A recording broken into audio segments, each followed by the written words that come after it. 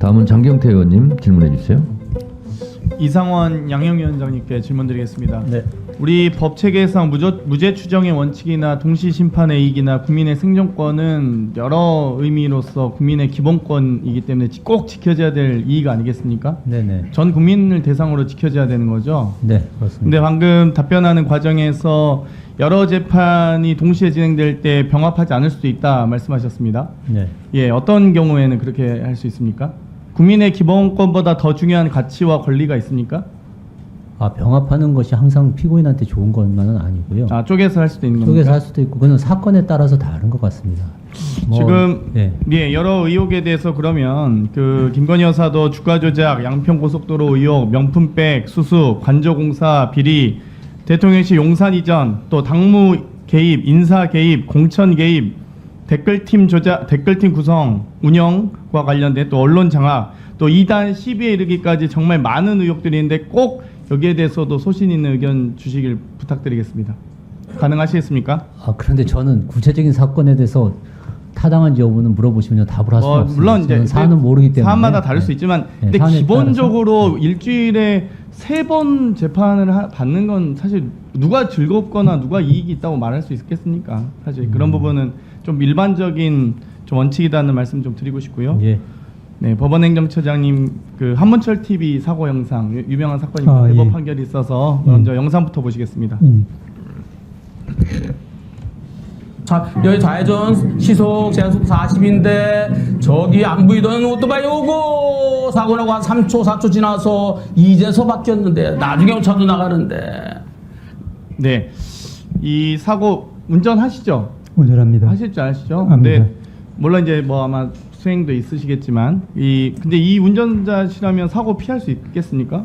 저도 운전 자주 하거든요, 저는. 쉬울 것 같지는 않습니다. 근데 어두운 상태에서 그리고 이미 황색불이 들어오고 나서 이미 진입했다면 당연히 또 상대방 오토바이들 또 신호를 위반한 상태입니다. 그럼 여러 이제 과실들이 종합적으로 이제 복합된 요인일 텐데 1, 2심에서는 황색등 이후 진행했어도 교차로 내에서 중간에 서면 결국 차량 통행의 정체라든지 사고 위험이 더 높아지는 거 아니겠습니까? 중간에 가다가 서면은 이게 물론 이제 좌회전 진입 안 할 수도 있지만 중간에 서면은 당연히 뭐 여러 직진 차량 등이나 여러 뭐 좌회전 우회전 차량 등과 교통 정체와 사고율이 발생할 수밖에 없다고 보는데 여기에 대해서 1, 2심은 무죄를 선고했습니다. 1심 같은 경우는 22에서 27m 교차로 내에서 정찰 가능성이 높다고 판단하고 있고요. 2심 같은 경우도 차량 운전자가 자신과 동승한 승객의 생명의 위험을 감수하면서까지 정차해야 되는 거냐라고 했는데 대법의 판결이 좀 저는 이해가 안 가던데요. 이 정체 현상이나 교통사고 위험성이나 운전자의 안전보다도 황색등 정지 규정이 더 중요하다라고 하는 것 3심의 대법 판결에 대해서 사실 글쎄요. 저는 이제 뭐 대법관 분들께서도 당연히 운전도 하시고 다 하실 텐데 이거는 좀 많은 국민들이 그러니까 결국 어떤 판결이든지 간에 저도 법조인도 아닙니다만 법조인만의 판결은 법조인만의 것이 아니지 않습니까?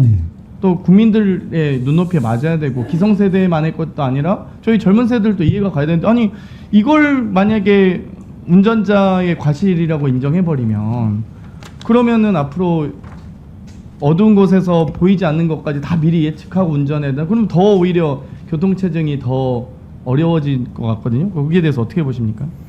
위원님 아시겠지만 대법원 판결은 대법관들이 검토하기 앞서서 재판연구원들이 다 꼼꼼하게 검토를 해서 보고서를 만들어 가지고 그것을 토대로 이제 대법관들이 합의를 해서 결론을 도출하게 됩니다. 당연히 그러시죠. 근데 너무 법리만 하는 게 아니라 이게 우리 일상 실생활에서 적용될 수 있는 판결이 나와야 되지 않겠습니까?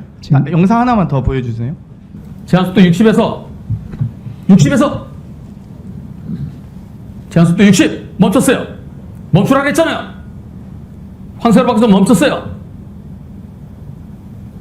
소환경선 모시겠습니다. 뒤에 버스. 네. 그러니까 이제 가끔 이제 저희가 운전을 하다 보면 뭐 물론 이제 운전 미숙하신 분들 운전 실력은 천차만별이니까요. 저희가 사람이 하는 일이니까 차선 변경이나 뭐 직진 신호를 보는 과정이나 뭐 운전 미숙하실 수 있다 봐요. 그리고 당연히 뒷차들이 당연히 보호 운전도 해야 된다. 네. 근데 이 보호운전 할 수 있다 보는데 이건 뭐 버스나 트럭의 경우는 특히 또 소형 차량 요즘에 저희가 경차도 타고 소형 차량 이용하자고 하는데 다 무서워서 못 하겠다는 거예요. 뒤에서 하도 이제 뭐 추돌 해가지고 사망 사건도 많잖아요. 그래서 다 큰 차 타려고 하고 안전하게 뭐 다른 외제차까지도 심지어 나오는 판인데 저는 오히려 그렇게보다는 이 운전자의 스스로의 안전이나 교통 체증을 유발하지 않는 선으로 대법 판결이 나오면 어떨까 이런 생각이 들거든요. 그러니까 그런 부분을 법리적으로 황색불 규정을 다 지켜라는 것보다는 원만한 교통 문화가 정착되고 교통 체증이 없도록 하고 스스로 운전자들이 스스로 보호할 수 있도록 그 권익을 보호하는 것도 매우 중요하지 않겠습니까? 네, 제 경우로는 이제 위원님 말씀하신 그런 부분도 이 사건의 쟁점의 주된 쟁점이었을 것 같습니다. 그 중에서 구체적인 상황에서 구체적인 주요 의무관이 있는지 없는지를 판단하는 것이 결국 재판의 역할이고 이 사건에서 대법원에서는 조금은 더 규범적인 그런 판단을 그래서 보입니다. 이렇게 되면은 황색불 딱 켜지고 바로 급정거해야 되잖아요. 그러면 뒤에서 봤죠 사실. 그럴 위험성이 있겠습니다. 그건 좀 유념해서 좀그 대법 선심 판결할 분이만큼 네. 많이 감안해 주세요. 네, 꼼꼼히 보겠습니다. 네, 수고하셨습니다. 다음은 곽규택 의원님 질문해 주세요.